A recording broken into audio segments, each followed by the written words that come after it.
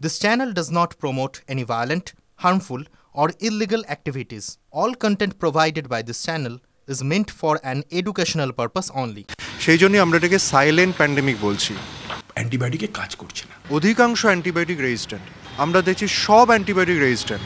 এরা প্রায় অমর ব্যাকটেরিয়া হয়ে গেছে। 3 লাখ মানুষ কিন্তু অ্যান্টিমাইক্রোবিয়াল রেজিস্ট্যান্সের জন্য মারা গেছিলেন। যত দিন যাচ্ছে ততই উদ্বেগ বাড়াচ্ছে অ্যান্টিমাইক্রোবিয়াল রেজিস্ট্যান্স। করা অ্যান্টিবায়োটিকের প্রয়োগেও কাবু করা যাচ্ছে না ব্যাকটেরিয়া জনিত সংক্রমণ, আর তাই পাল্লা দিয়ে বাড়ছে শিশু এবং প্রবীণদের মধ্যে মৃত্যুর হার।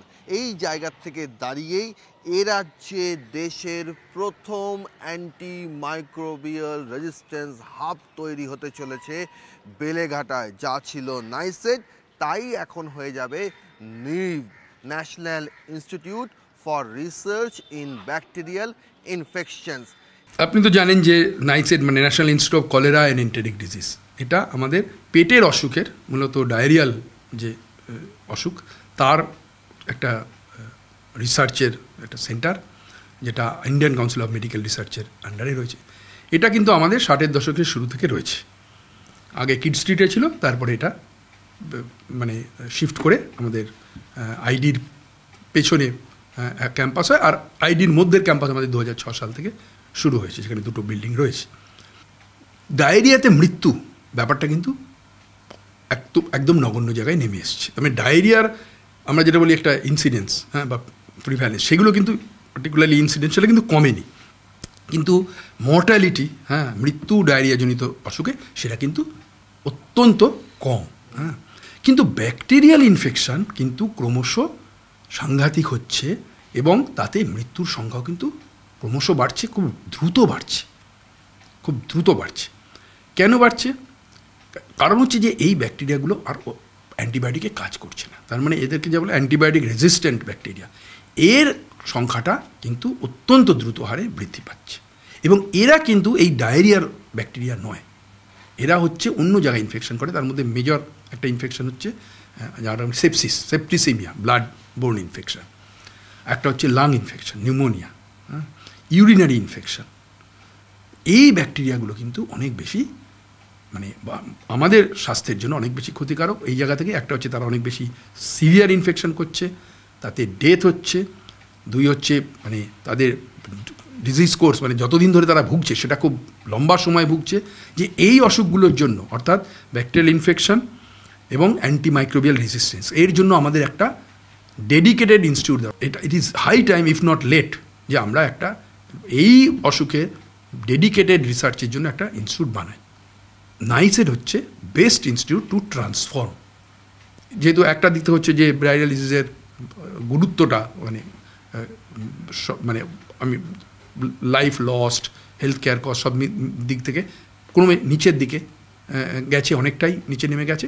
পাশাপাশি আমাদের এরকম একটা প্রয়োজন সামনে চলে এসেছে। তো এই ইনস্টিটিউটটাকে আমরা কনভার্ট করে দিতে পারি to NIRBI, national institute of research in bacterial infection. এই হাবে কি কাজ হবে, যেটা গবেষকেরা জানাচ্ছেন, এই হাবে ব্যাকটেরিয়া রেজিস্ট্যান্সের মোকাবিলায় বিকল্প চিকিৎসা পদ্ধতি কী হবে, কোন ধরনের অ্যান্টিবায়োটিকের ব্যবহারে সুপার বাগদের আয়ত্তে আনা যাবে, তার উপায় বাতলাবে এই গবেষণা সংস্থা নিভ।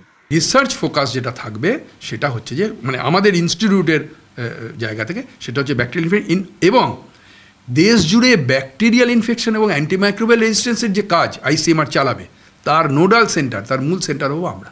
অ্যান্টিমাইক্রোবিয়াল রেজিস্ট্যান্স এই মুহূর্তে এমন একটা জায়গায় পৌঁছে গেছে যে আপনি যদি যে কোনো হসপিটালে যান, স্পেশালি যদি আইসিইউতে যান, দেখবেন যে অধিকাংশ অ্যান্টিবায়োটিক রেজিস্ট্যান্ট, এবং এরকম আমরা খুব রেগুলারলি পাচ্ছি।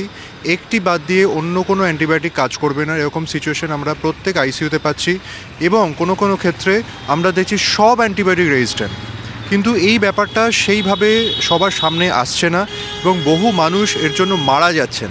আমি যদি একটু পুরনো ডেটা আপনাদের বলি, 2019 সালে প্রায় 3 লাখ মানুষ কিন্তু অ্যান্টিমাইক্রোবিয়াল রেজিস্ট্যান্সের জন্য মারা গেছিলেন। আজকে আমরা 2025-এ দাঁড়িয়ে আছি, আমরা জানি না কত মানুষ এর জন্য মারা যাচ্ছেন। কোভিড যেরকম অ্যাটেনশন পেয়েছিল, কোভিড যেরকম লাইমলাইট পেয়েছিল, এটা সেরকম লাইমলাইট পায়নি। কিন্তু প্রত্যেক দিন প্রত্যেক মুহূর্তে বহু মানুষ কিন্তু অ্যান্টিমাইক্রোবিয়াল রেজিস্ট্যান্সের জন্য মারা যাচ্ছে এবং তার থেকে যে সেপসিস হচ্ছে তার জন্য মারা যাচ্ছেন।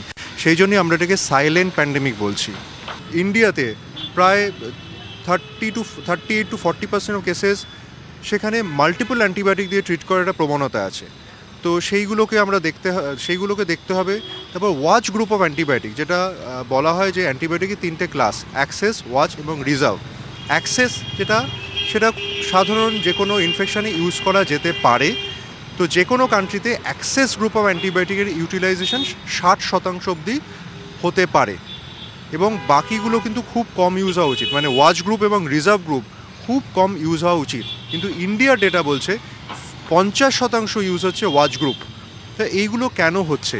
মানে এটা আমরা খুবই পাই, আপনি ঠিকই বলেছেন যে এই প্রবলেম আমরা ইন্টেনসিভ কেয়ারেও তো চিকিৎসা করি, আমাদের তো পেশেন্ট তো আসেন কমিউনিটি থেকে না, কাজে কমিউনিটি থেকে বা বিভিন্ন হাসপাতাল থেকেও আসেন।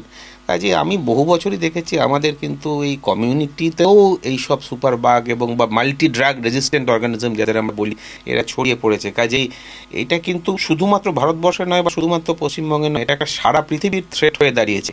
এবং এইটাকে যদি আমাদের একটা বিরাট বড় সার্বিক প্রকল্প বা প্রোগ্রাম দিয়ে আমরা সবাই মিলে লড়াই না করতে পারি এবং এটা বুঝতে হবে এটা কিন্তু শুধুমাত্র মানুষ নয়, এটা একটা ওয়ান হেলথ কনসেপ্ট WHO বলেছে। ওয়ান হেলথ মানে এই যে অ্যান্টিমাইক্রোবিয়াল ইউজেজ, যেটা শুধুমাত্র মানুষের ইউজেজের উপর কিন্তু সব কিছু নির্ভর করছে না। অ্যান্টিমাইক্রোবিয়াল ইউজেজ ইন প্লান্টস, উদ্ভিদে বা ফার্মিং এগ্রিকালচারে যেসব অ্যান্টিবায়োটিক ইউজড হচ্ছে, লাইভস্টক মানে বিভিন্ন প্রাণীর ক্ষেত্রে যেসব অ্যান্টিবায়োটিক ইউজ হচ্ছে, পিসিকালচার মৎস্যজীবীরা যে সমস্ত অ্যান্টিবায়োটিক ইউজ করছে, সেগুলোই কিন্তু আলটিমেটলি মানুষের শরীরে খাদ্যের মধ্য দিয়ে ঢুকছে। হসপিটালে এগুলো ব্যবহার করা হচ্ছে, সেটাই তো বারবার করে বলা হচ্ছে। এটা শুধুমাত্র যে সাধারণ মানুষ অ্যান্টিবায়োটিকের মিসইউজ বা মানে ওভার ইউজ করছে তা নয়, ডাক্তাররা করছে, হেলথ সিস্টেম করছে, তারা কোনো কিছু না করে প্রথমেই দিয়ে দিচ্ছে না। এটা বিলের চেয়েও যেটা হচ্ছে যে আমি বলবো যে না জানা প্রথম কথা, মানে আনঅ্যাওয়ারনেস কিছুটা, আর এটা হচ্ছে অ্যাপ্রিহেনশন যে রুগীটা ভর্তি হয়েছে, আচ্ছা এই রুগীকে আমি যদি এখনই মেরোপেনেম না দিই তাহলে রুগীটা আমি আর বাঁচাতেই পারবো না, তার এই একটা অ্যাপ্রিহেনশন তো প্রথমে হাসপাতালে ভর্তি হতেই তাই কিন্তু ওটা দিয়ে দেওয়া হচ্ছে। আচ্ছা এবারে কি হচ্ছে, এগুলো খুব দামি ওষুধ, 2-4টে নেওয়ার পরে রুগী আর অ্যাফোর্ড করতে পারছে না, তখন আপনি বন্ধ করে দিচ্ছেন।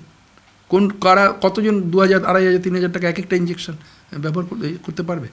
বন্ধ করে দিচ্ছেন এক একটা ভায়াল, তাহলে মাঝপথে বন্ধ হয়ে গেল।